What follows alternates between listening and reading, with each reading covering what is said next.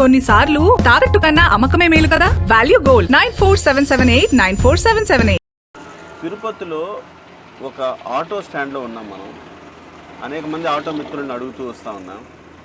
ఈ అన్న మాట్లాడడానికి ఒప్పుకున్నాడు.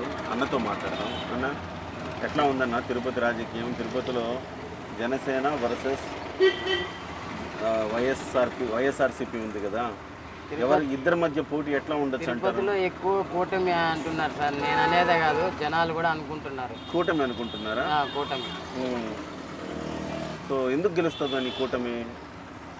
కూటమి అంటే మనకి రాజధాని లేదు, పిల్లకాయలకి భవిష్యత్తు లేదు కాబట్టి చంద్రబాబు వస్తాయన్న కంపెనీలాగా వస్తాయని చెప్పి జనాలు అనుకుంటున్నారు. అవునా? నాకు ఒక మాట చెప్పన్నా.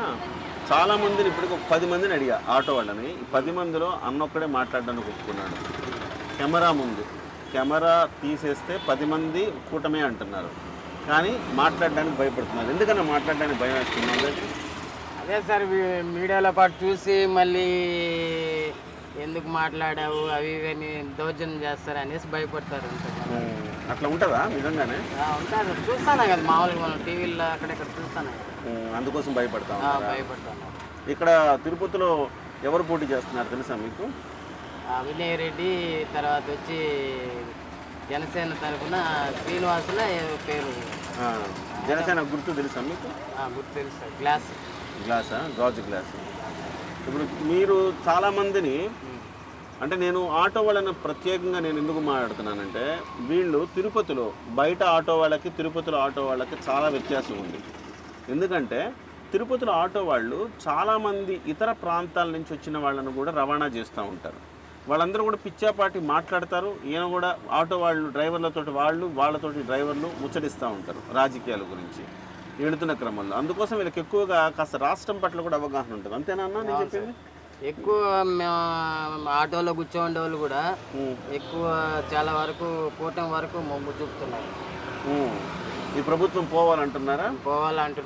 మామూలుగా ప్యాసింజర్లు కూర్చోంటాం కదా, వాళ్ళు మమ్మల్ని అడుగుతారు, వాళ్ళని మేము అడుగుతాం మీ అభిప్రాయం ఎట్టుండదని. ఓకే, తెలుసుకుంటారు మీరు కూడా. ఆసక్తి కదా, తెలుసుకుంటాము.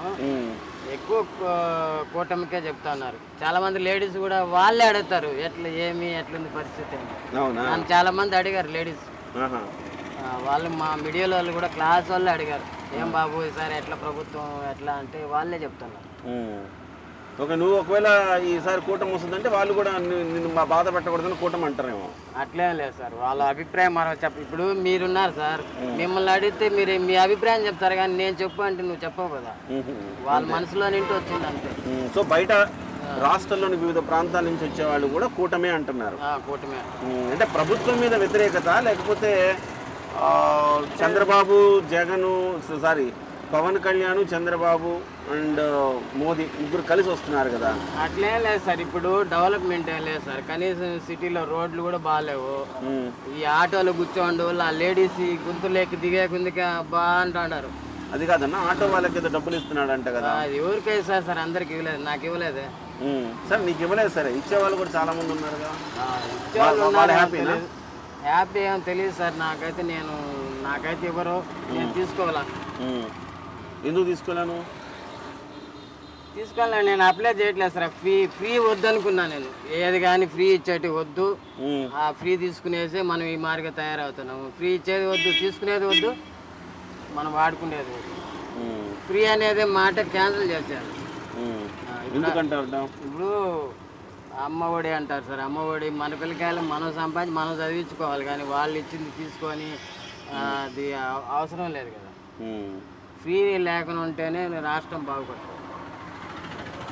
ఈయనకున్నంత అవగాహన, ఆ బుద్ధి జ్ఞానం జనానికి రావాల్సిన అవసరం ఉంది. చాలామంది ఉచితాలని వెంటబడితే రాష్ట్రం సర్వనాశనం అవుతుంది. అప్పులు తెచ్చిస్తారు, ఎక్కడి నుంచి ఇస్తారో తెలియదు, ఎందుకు ఇస్తున్నారో తెలియదు. ఓట్లు ఇచ్చి వాళ్ళ చేతిలో డబ్బులు ఇచ్చినట్టుగా భావించి నేను బటన్ నొక్కా అని చెప్పి మన డబ్బులు, మన ప్రజా సొమ్ముని మళ్ళీ ప్రజలకే ఇచ్చి వాళ్ళేదో మెహర్బానీ చేసినట్టుగా ఓట్లు అడుగుతూ ఉన్నారు. సో ఈ ఆటో అన్న ఎంత చక్కగా చెప్పాడండి. ఈయన అసలు ఉచితం వద్దంటున్నాడు. రెక్కల కష్టం మీద ఆటో డ్రైవర్, నేనేమి బాగా డబ్బులు ఉన్న వ్యక్తి కాదు.